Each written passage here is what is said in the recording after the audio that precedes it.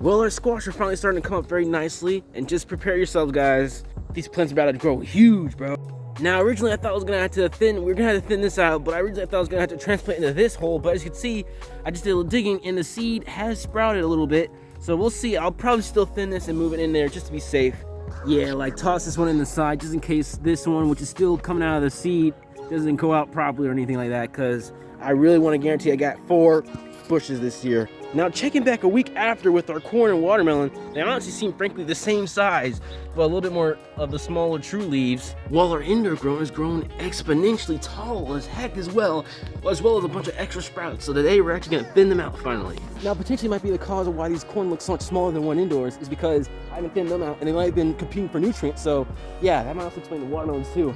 They really haven't gone further than the true leaves compared to the squash, which grows way more vigorous, but also that could just be its growth process. Maybe it just takes us long for it to get that size. I don't know, but we're gonna find out soon by thinning them out and seeing what happens this week.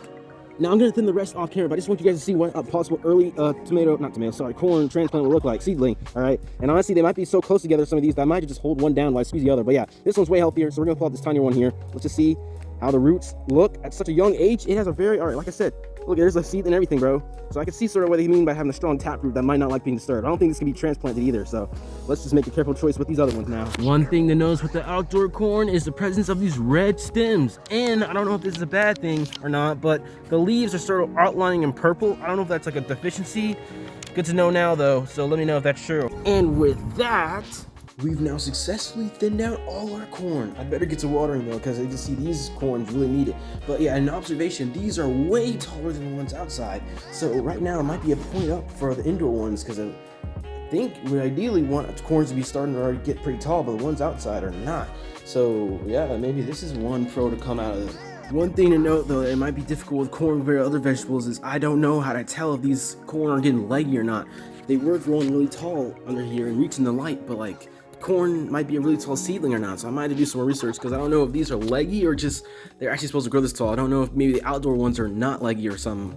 I'm not sure, so we'll see what happens. All right, so I just thinned out my watermelon, and I noticed a couple things. One, the seedlings go deep already, man. I knew this was like a big deep crop, but like seriously, this is just when they just sprouted. They're already going that deep. That's the first thing.